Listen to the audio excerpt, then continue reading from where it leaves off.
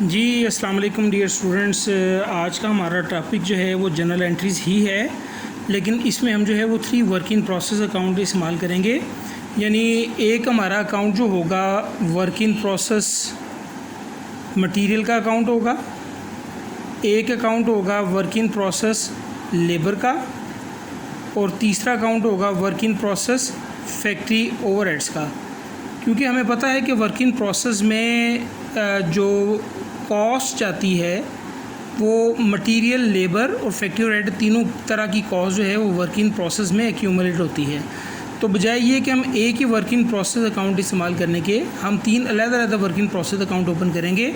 तो आइए इस 3 वर्क इन प्रोसेस अकाउंट्स को समझने के लिए एक क्वेश्चन अपने सामने रखते हैं। देखें, ये क्वेश्चन आपके सामने है। ये इसमें टाइटल तो दिया हुआ है 3 वर्क इन प्रोसेस अकाउंट। ये टाइटल जो है वो आपको एग्ज़ाम में नहीं दिया जाएगा। आपने ख़ुद चेक करना है कि आया आपने एक वर्क इन प्रोसेस अकाउंट इस्तेमाल किया है या 3 वर्क इन प्रोसेस अकाउंट इस्तेमाल आपने करने हैं। देखें, इसके लिए आपको जो है वो सबसे पहले क्वेश्चन को सॉल्व करने से पहले आपको देखना पड़ेगा गुड्स कंप्लीशन की ट्रांजैक्शन को। तो यहाँ गुड्स कंप्लीशन की ट्रांजैक्शन जो है वो नंबर F आपको नज़र आ रही है। इसमें कह रहा है कि cost of tyres produce during the month ₹475,000। ये 4,75,000 जो है वो कॉस्ट है जो हमने टायर्स बनाए हैं इस महीने। Comprising direct material 3 lakh, direct labour 1 lakh और फैक्ट्री ओवरहेड 75,000। इसका मतलब ये है कि ये 475,000 की उसने आपको ब्रेकअप प्रोवाइड कर दिया। जब आपको गुड्स कंप्लीटेड का ब्रेकअप मटेरियल, लेबर और फैक्ट्री ओवरहेड की शक्ल में प्रोवाइड करेगा तो आप समझ जाइएगा कि 3 वर्क इन प्रोसेस अकाउंट इस्तेमाल करने हैं आपने। तो क्वेश्चन को सॉल्व करने से पहले सबसे पहले आपने ये देखना है कि गुड्स कंप्लीशन की ट्रांजैक्शन क्या बता रही है। अगर तो गुड्स कंप्लीशन की ट्रांजैक्शन में मटेरियल, लेबर और फैक्ट्री ओवरहेड का ब्रेकअप नहीं दिया हुआ तो आप जो है वो एक ही वर्क इन प्रोसेस अकाउंट इस्तेमाल करते हैं, जैसे कि हम पिछले क्वेश्चंस में करते आए हैं। लेकिन अगर जिस तरह की इस क्वेश्चन में ब्रेकअप गिवन है तो आपको 3 वर्क इन प्रोसेस अकाउंट इस्तेमाल करने पड़ेंगे।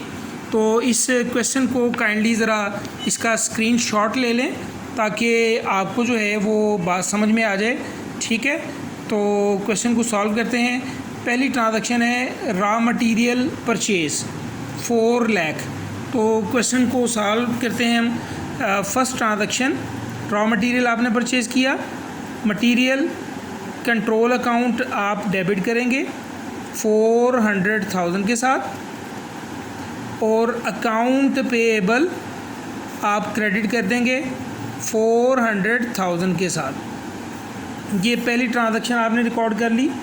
उसके बाद जो है वो सेकंड ट्रांजैक्शन में बता रहा है कि direct material of ₹325,000 and indirect material of ₹25,000 were used in production. ये भी ट्रांजैक्शन में बता रहा है।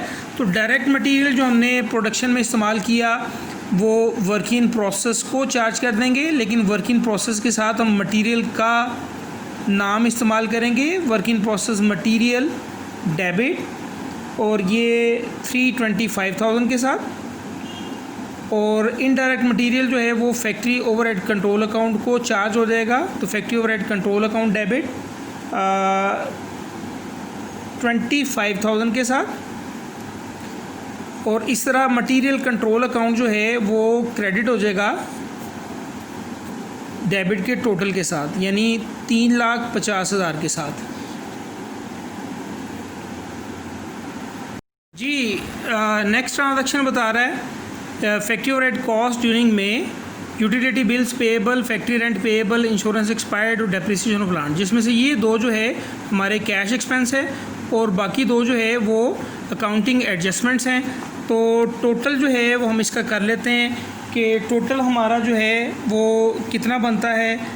तमाम जो है वो फैक्ट्री ओवरहेड्स का 12,500 जमा 10,000 जमा 7,500 और प्लस कर देंगे 25,000।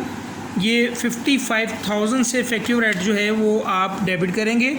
तो सी ट्रांजैक्शन जो है वो आप फैक्ट्री ओवरहेड कंट्रोल अकाउंट को डेबिट कर देंगे विद 55,000, और जो कैश एक्सपेंस है वो आप जो है वो अकाउंट पेएबल को क्रेडिट कर देंगे। अकाउंट पेएबल क्रेडिट ये हमारे पास जो है वो 12,500 और 10,000, ये 22,500 के साथ, ठीक है। और इंश्योरेंस एक्सपायर्ड जो है वो प्रीपेड इंश्योरेंस क्रेडिट हो जाएगी, प्रीपेड इंश्योरेंस क्रेडिट 7,500 के साथ। और डेप्रिसिएशन ऑफ प्लांट जो है ये एक्यूमुलेटेड डेप्रिसिएशन अकाउंट को क्रेडिट हो जाएगी विद 25,000। अच्छा, उसके बाद जो है वो पेरोल डाटा आपको प्रोवाइड कर रहा है। Direct labour, indirect labour, gross payroll जो है वो 125,000, एम्प्लॉयज़ प्रोविडेंट फंड कंट्रीब्यूशन 6250, और नेट अमाउंट पेड जो है वो 11,18,750 है, ठीक है। Employer also contribute an equal amount towards provident fund. तो आइए इसकी इस ट्रांजैक्शन को रिकॉर्ड करते हैं। सबसे पहले जो है वो पेरोल की रिकॉर्डिंग एंट्रीज़ हम पास करेंगे। तो पेरोल की रिकॉर्डिंग एंट्रीज़ जो हैं वो, जैसे कि आप सबको पता है कि पेरोल कंट्रोल अकाउंट जो है वो डेबिट हो जाएगा। Payroll control account debit with the gross amount of wages and salaries, that is 125,000, ठीक है। उसके बाद जो है वो प्रोविडेंट फंड पेएबल ये हम क्रेडिट कर देंगे, जो डिडक्शन की है एम्प्लॉयज़ की सैलरी से, और वो डिडक्शन है 6250। और अक्रूड पेरोल जो है वो हम क्रेडिट कर देंगे, जो हमने पेमेंट करनी है कैश में 118,750। अच्छा, उसके बाद जो है वो चूँकि इसने हमें मेंशन किया कि नेट अमाउंट पेड कर दी, तो इट मीन्स कि अक्रूड पेरोल डेबिट करें 1,18,750, और कैश को आप क्रेडिट कर दें 1,18,750 के साथ। उसके बाद जो है वो हम इसकी डिस्ट्रीब्यूटिंग एंट्री पास करते हैं। तो डिस्ट्रीब्यूटिंग एंट्री के लिए जो है वो हमें पता है कि जो पेरोल अकाउंट हमने खोला हुआ है इसको क्लोज़ कर देंगे। क्लोज़ करने के लिए पेरोल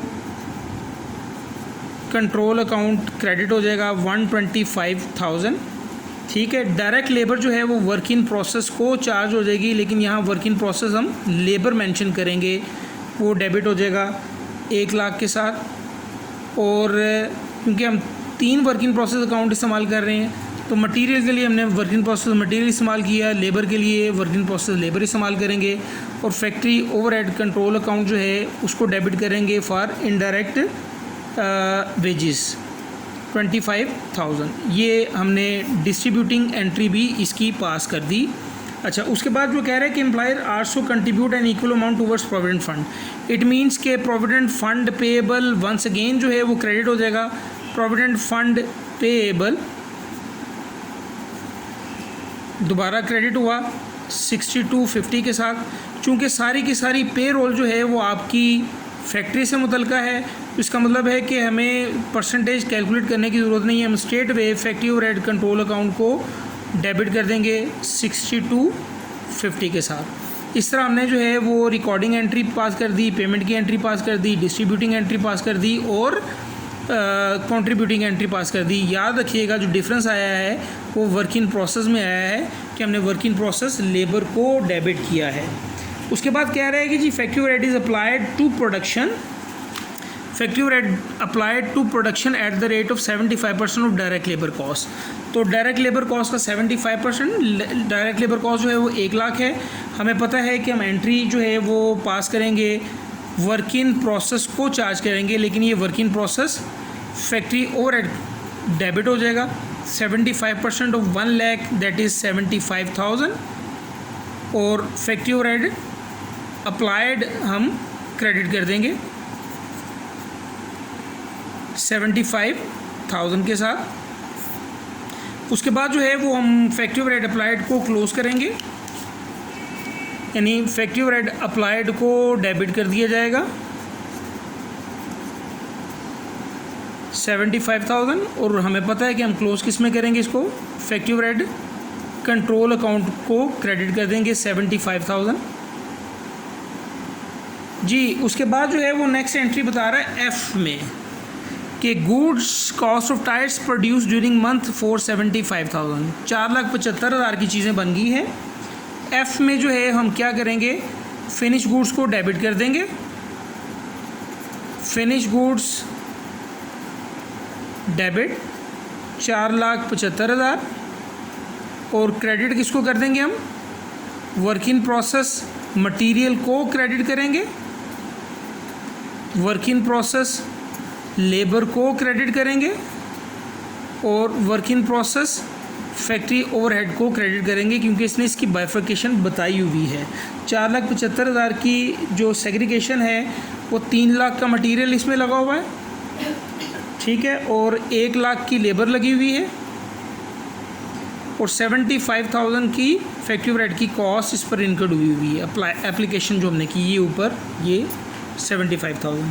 उसके बाद जो है वो जी ट्रांजैक्शन हमें बता रहा है कि tyre costing 4 lakh ship to the customer, tyre costing 4 lakh was ship to the customer for ₹6 lakh, customer paid 250,000 in cash and balance of the sale were on credit.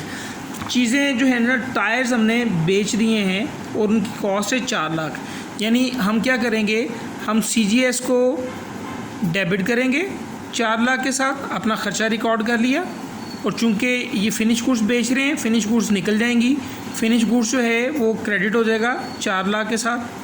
उसके बाद जो है वो हम सेल की एंट्री पास करेंगे, सेल की एंट्री क्या पास करेंगे, एक हमारे पास कैश आया, कैश डेबिट कितने के साथ, कस्टमर्स पेड 250,000 इन कैश, तो 2,50,000 जो है वो कस्टमर ने कैश में पे कर दिया, बाकी उधार का रह गया, तो अकाउंट रिसीवेबल जो है वो हम डेबिट कर लेंगे।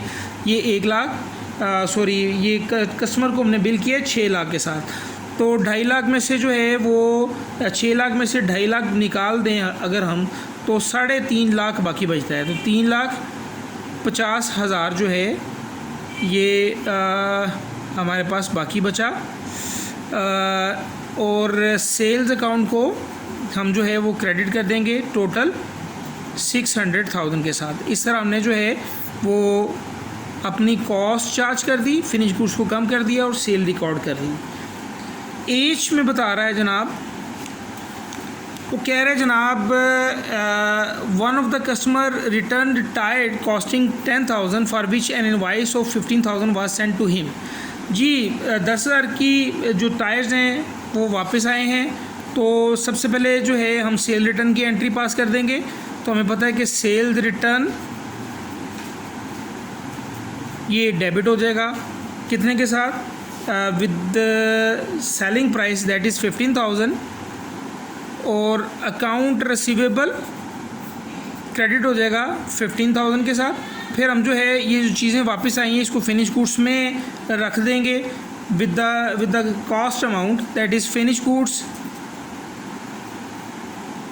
डेबिट 10,000 के साथ, क्योंकि इसकी कॉस्ट 10,000 है, और अपना एक्सपेंस CGS का वो हम कम कर देंगे, CGS क्रेडिट 10,000। एक छोटा सा क्वेश्चन था जिसमें आपको डिमॉन्स्ट्रेट किया गया कि किस तरह आपने 3 वर्किंग प्रोसेस अकाउंट जो है वो इस्तेमाल करने हैं, ठीक है। अब इंशाल्लाह ये इससे जो नेक्स्ट वीडियो है उसमें हम जो है वो T अकाउंट्स की तरफ मूव करेंगे, तो नेक्स्ट वीडियो भी प्लीज़ ज़रा वॉच करें और देखें, समझें, सोचें। अल्लाह हाफिज़।